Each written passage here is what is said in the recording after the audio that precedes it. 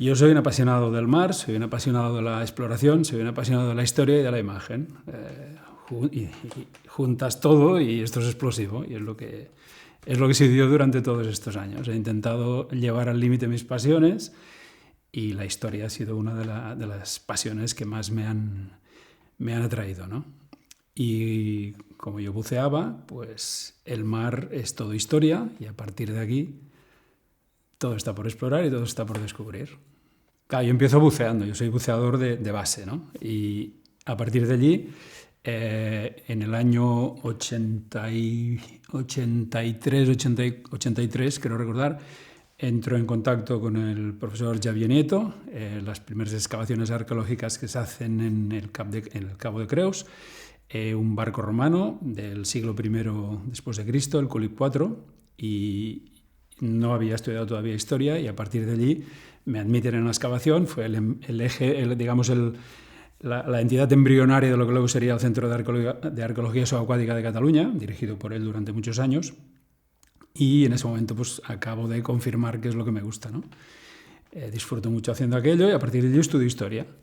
Y desde allí en adelante pues continúo haciendo excavaciones, continúo participando en proyectos, aunque sí que es cierto que lo he ido compaginando con el mundo de la imagen y principalmente el mundo de la imagen, con lo cual sí que es cierto que lo mío no ha sido dedicarme 100% a la parte científica, sino que ha sido un poquito más la parte de la difusión científica, sin dejar por supuesto de hacer proyectos y de estudios relacionados con este campo, ¿no? Uno de los proyectos que yo he estado haciendo durante casi 20 años ha sido la exploración de lo que sería el Mar del Ebro, la zona del Golfo de Sant Jordi, lo que sería, vamos a entendernos, entre la costa de Tarragona hasta la desembocadura del río Ebro, por una serie de circunstancias que hace que allí haya una gran cantidad de barcos, no solamente de barcos antiguos, sino de época contemporánea, ¿sí? Es una situación que vamos a separar lo que sería la arqueología antigua de lo que serían los barcos de época contemporánea. Los barcos de época contemporánea sí que le llamamos, el estudio posiblemente se pueda considerar arqueología submarina, pero realmente no hay excavación, el barco está a la vista. Tú buceas a la profundidad que sea, y el barco lo estás viendo, no está cubierto de ningún tipo de sedimento que haga que necesites unos equipos de excavación, de vaciado del lodo. Ese barco no se necesita ser excavado. Aparte de que ese barco o ese resto, porque pueden ser aviones, estamos hablando ya de época contemporánea, ¿no? Está documentado, hay una información desde que aparecen las naciones-estado. La burocracia permite que todo esté accesible desde el punto de vista documental, o casi todo, ¿no? Incluso tenemos fotografía ya, tenemos imágenes en movimiento desde los últimos 100 y pico años, ¿no? Y esto hace que puedas encontrar mucha información y mucha documentación que ahorra la excavación, ¿no? Entonces, ¿qué pasa en el Mar del Ebro?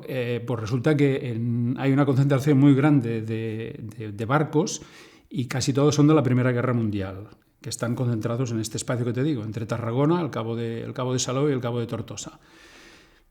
Yo ya buceaba en estos barcos y intentaba averiguar de qué había detrás de estos barcos, ¿no? Y empiezas preguntando a los pescadores, a los buceadores de antes de allí, de la zona. Nadie me sabía dar información de lo que era, con lo cual digo, bueno, pues voy a investigarlo yo. Y fue a partir de aquí que entré en un proyecto que ahora lo hemos bautizado Proyecto Mar del Ebro, que era descubrir por qué había esta concentración de barcos de la Primera Guerra Mundial. Y tiene una explicación muy lógica. Estos barcos, en la Primera Guerra Mundial, lo que sería la frontera marítima española, España era neutral, era no beligerante, para decirlo concretamente, ¿no? Y eran 3 millas de costa, de mar adentro, que era neutral. Esas aguas eran neutrales. Los barcos aliados podían circular por esas aguas, en esas 3 millas mágicas de protección, sin temor a ser atacados por los submarinos alemanes que ya patrullaban por la zona en los años de la Primera Guerra Mundial. En ese punto concreto, en el Cabo de Tortosa y Tarragona y el Cabo de Salou, algunos capitanes de barco, cuando llegaban al Cabo de Tortosa, su sensación era que podían circular en línea recta porque lo que sería la costa española reseguía la costa a 3 millas y el Golfo mide más de 12 millas de longitud. Entonces esos barcos, para evitarse dar toda la vuelta siguiendo la costa, cruzaban al recto entre cabo y cabo. Entonces cometían el error de introducirse en aguas internacionales. Y allí es donde estaban los submarinos. Los submarinos se ponían prácticamente a 4 millas de la costa, porque ellos sabían que cerrarían el paso del barco si intentaba meterse en el interior. Y entonces es cuando los cazaban. Y de ahí que hubiera esta concentración de barcos. El primero que encuentra este filón para hundir barcos es el comandante Arnault de la Perrière, que era el comandante del U-35, que llega a la costa española, a la costa catalana concretamente, allí Tarragona, en abril, marzo de 1916, y hace la observación, se da cuenta de que los barcos cruzan recto, ¿no? Entonces, a partir de allí, lo informa en sus cuadernos de guerra. La inteligencia alemana lo primero que hace, evidentemente, es enviar un submarino prácticamente cada mes a patrullar por la zona en sus visitas, ¿no? Y cada vez que vienen, pues golpean y acaban hundiendo barcos, ¿no? Y de ahí esta concentración de 13 barcos. Pero esta misma concentración la vas a encontrar en el Cabo de Palos y en algún otro punto de la zona, y en Valencia, en el Cabo San Antonio. Allí donde hubiera golfos, había una cierta concentración de barcos por esto, por la frivolidad de los capitanes de barco, que a veces obviaban de que el enemigo estaba. Yo me he centrado en la zona que controlo, que es la zona cercana a donde vivo yo, por poderme dedicar mucho mejor a la investigación. Pero es un error considerar que esto es una historia local del Golfo de Sant Jordi. Evidentemente, la historia es la Primera Guerra Mundial, la historia es la relación de España con la Primera Guerra Mundial, y esto tienes que hacerlo extensivo a todo lo que sería la frontera marítima española. Lo que pasaba en Tarragona era una continuación de lo que venía de Valencia, de Alicante, y venía de Andalucía, desde el estrecho de Gibraltar o del norte de África. Era la ruta que seguían estos barcos, con lo cual lo que pasaba aquí es lo mismo que pasaba allá. Y muchas veces encontramos que el mismo submarino empezaba hundiendo barcos en la zona de Andalucía, continuaba hundiendo barcos en Alicante o en Valencia y acababa hundiendo barcos en Cataluña, ¿no? En la costa de Tarragona principalmente. Hacia Barcelona ya no llegaban tanto, porque de Barcelona hacia arriba los barcos ya se introducían en Francia o seguían a mar abierto hacia el Golfo de León, con lo cual se alejaban de la costa española, ¿no? A partir de Barcelona más o menos, ¿no? Entonces, esta concentración se produce allí donde hay un momento de debilidad del barco, o que el barco se aleja porque cree que de noche no lo van a ver, que los veían igualmente, ¿no? Y es una continuidad, cronológica en el suceso, ¿no? Te diría que el 95% de los hundimientos son barcos civiles, barcos mercantes principalmente, porque la intención de los alemanes en aquella guerra era cortar los suministros vitales de energía, ¿no? ¿Cuál era la energía principal en la época de la Primera Guerra Mundial? El carbón, que era lo que alimentaba las calderas, ¿no? La mayor parte de los barcos que se hunden en la costa mediterránea son carboneros, porque son los que acaban llevando el carbón a Francia o a Italia para alimentar su industria de guerra y su energía, ¿no? En algunos casos encontramos barcos de pasajeros. No es lo habitual, aunque sí que es cierto que en algunos casos, sobre todo barcos franceses, acaban cargando o acaban transportando tropas con civiles. Y esto es un error muy grave, porque los submarinos alemanes o el comandante alemán de turno, cuando observa tropas en superficie, en la cubierta del barco, considera que el barco es un transporte militar y lo acaban hundiendo con civiles incluso a bordo, ¿no? Aquí había responsabilidades para todos, ¿no? En este caso, pero casi todo lo que se hunde son barcos civiles. De barcos militares se hunden algunos barcos artillados, que son barcos mercantes, que van artillados para defender pequeños convoys, que en la época, a finales de la Primera Guerra Mundial, ya empiezan a utilizarse los convoys típicos que se ven luego en la Segunda Guerra Mundial. En la primera ya se empiezan a experimentar, y sí que realmente consiguen ya alejar a los submarinos, por lo menos consiguen alejarlos un tiempo, consiguen pues eso, que no tengan tanta efectividad en los ataques, ¿no? Y algunos de estos barcos artillados, que son barcos mercantes, que son un poquito más rápidos, que los llenan de más cañones, pero algunos de estos sí que acaban hundidos. El problema de la gran concentración de barcos en una zona, en cualquier zona, es qué es qué barco es cuál. Y la investigación de cada barco tiene su sentido dentro de lo que sería el conjunto de la investigación histórica de la Primera Guerra Mundial y en relación con España, siempre, ¿no? Lo otro no deja de ser la anécdota de la historia, ¿no? Pero en este caso sí que es importante porque dependiendo de la distancia donde está hundido el barco, puedes incluso situar en qué momento de la guerra lo hunden, porque así que va avanzando la guerra, los hundimientos se producen más cerca de la costa, porque cada vez los capitanes se van arramblando más a la protección de las aguas españolas, ¿no? Entonces, sí que es cierto que nos encontramos que había una serie de barcos que estaban muy cerca el uno del otro. Cuando hablamos cerca, estamos hablando de 1 o 2 millas. Y el cuaderno de guerra del comandante alemán sí que pone el punto del torpedeamiento, pero no te pone el lugar exacto donde se hunde el barco. El barco puede derivar por el poquito, se va hundiendo y no siempre se cae de golpe, a menos que no se parta, ¿no? Si el barco va derivando, puede derivar 1 milla o 2 millas, y claro, esto te lía completamente. Entonces estamos hablando de profundidades que van desde los 100 hasta los 65 metros de profundidad, donde estaban situados todos estos barcos. Aquí es donde entra en juego la parte documental. Archivos alemanes, archivos ingleses, archivos americanos, franceses, cualquier archivo, españoles incluso, ¿no?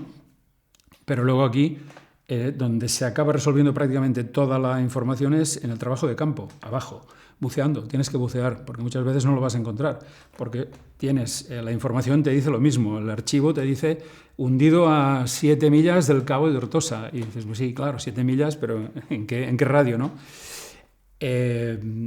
Y ahí es donde la observación del pecio, la arquitectura naval del pecio, lo que sería la eslora, te puede ayudar. Muchas veces son muy parecidos todos en cuanto a la construcción. Un elemento muy importante que a mí me ayudó para identificar algunos de los barcos, 3 barcos concretamente, fue si estaban artillados o no estaban artillados, si llevaban cañón o no llevaban cañón. El cañón significativamente era un barco aliado. A partir de allí yo ya puedo ir acotando, ¿no? Si el barco no lleva cañón, ni trazas de haber llevado cañón, puedo deducir que era un barco neutral en ese caso. Y ya, evidentemente, como tengo en un caso concreto que tengo 2 barcos de aliados y uno neutral que están unidos en la misma zona, a la que encuentro los 2 que llevan cañón y el otro que no lleva, rápidamente ya 2 ya me quedan para identificar luego, ¿no? Uno ya sé cuál es, ¿no? Y bueno, y estas son la serie de secuencias. O, por ejemplo, el agujero del torpedo, si tiene un agujero del torpedo en la proa, uno que está hundido a 83 metros. Pero claro, tienes que bajar a 83 metros a saber si el agujero está en la proa o dónde está. Casualidad que pudimos encontrar que el agujero estaba en la proa, porque si hubiera estado enterrada la proa o por lo que fuera, pues no lo encuentras, ¿no? Pero bueno, en este caso, a base de trabajo de campo y buceando y bueno, visitándolo, y fuimos pudiendo acotar cada barco, ¿no? A ver, que no se acaba con los barcos de la Primera Guerra Mundial, ¿eh? Estamos hablando que o sea, lo que es la arqueología submarina, que me cuesta llamarle arqueología submarina contemporánea, porque no hay excavación en este caso, pues sería más investigación histórica, ¿no? O naval, ¿no? Pero bueno, en algún caso sí que también pues, hace falta utilizar la técnica de la arqueología, ¿no? Pero estamos hablando que hay aviones, o cualquier día vamos a ver cápsulas espaciales, porque forma parte ya pero a lo mejor pues esto, no hará falta llegar a una dedicación tecnológica y científica tan grande como hemos tenido que hacer hasta ahora, porque lo tendrás prácticamente todo documentado y los equipos de superficie te permitirán documentar ese trasto que está allí en el fondo, pues posiblemente con mayor precisión que la de un buceador, allí tomando mediciones con una cosa que es inmensa para sus posibilidades, ¿no? No está generalizado porque tiene un coste económico brutal, ¿no? Pero hoy día es una herramienta más que se utiliza también para el momento dado. El buceador no tiene por qué jugarse la vida o el tiempo que necesita, o la logística con un robot te permite estar el tiempo que quieras. Y el buceador tiene que estar haciendo turnos, subiendo, bajando, y estas cosas te van a ir agilizando muchísimo más la excavación o la investigación, ¿no? Yo, por ejemplo, bajar a 100 metros porque sí, no me apetece nada en absoluto, o sea, no bajaría en mi vida. Pero si hay un barco y hay que bajar para averiguar o para grabarlo, para documentarlo, evidentemente pues lo planificaremos y bajaremos, ¿no? ¿Qué ha pasado? Pues que la profundidad y después, al dedicarme yo también al tema de la imagen y de los pecios y en profundidad, pues te obliga pues, a especializarte, a documentarte, especializarte, coger otros conocimientos que hasta el momento pues, no me habían hecho falta, y a partir del año, creo que fue en el año 2000, ya empecé a realizar hacer cursos de buceo técnico, bueno, y a partir de allí pues especializándote en mezclas. Y esto no tiene fin, ¿eh? Hoy día con los recicladores, con los rebreeders, se están abriendo unas posibilidades de exploración para poder dedicarte tiempo a lo que nosotros a lo mejor una inmersión a 100 metros eran 10 minutos. Desde el momento que te sumerges hasta que empiezas a remontar son 10 minutos, no te da para más, ¿eh? Y luego una descompresión de 1 hora colocado allí y a la intemperie, con todo lo que puede pasar, ¿no? Claro, hoy día con los recicladores te permite optimizar ese tiempo, esa exploración, no tener que ir con tantas prisas y bueno, y el futuro está abierto a la tecnología, por supuesto. Uno de los aspectos que necesita más la arqueología, y la arqueología subacuática principalmente, es la difusión. Es un campo en el que cualquier arqueólogo que dirige una excavación necesita darle difusión, necesita que la gente conozca, precisamente para que esto acabe siendo una herramienta que le permita conseguir también los fondos, la financiación, todo lo que acabas trabajando debajo del mar necesita mucha inversión. Y lo que serían los poderes políticos, las administraciones, necesitan también tener este retorno desde el punto de vista de imagen. Y claro, ahí es donde la imagen, lo que sería la parte de la grabación, la difusión, es donde colaboramos y conseguimos que la cosa pues, pueda llegar a todo el mundo, ¿no? La imagen submarina, aparte de que es espectacular poder conseguir imágenes subacuáticas del trabajo que están haciendo los científicos, acerca al gran público una faceta pues, que es desconocida, ¿no? Lo que luego puedes ver en un museo, que puedes ver en una vitrina o puedes ver en una fotografía, poderle dar ese movimiento, poderle dar además, si lo acabas convirtiendo en un documental, le acabas dando un guión, le acabas dando una vida, le acabas dando un mensaje que puede llegar mucho más fácilmente a la gente de la calle, ¿no? Y si al final acabas haciendo entender que ese patrimonio es importante, forma parte es de esta gente, es de estas personas que lo ven, acabarán apreciándolo mucho más y lo acabarán respetando también mucho más, ¿no?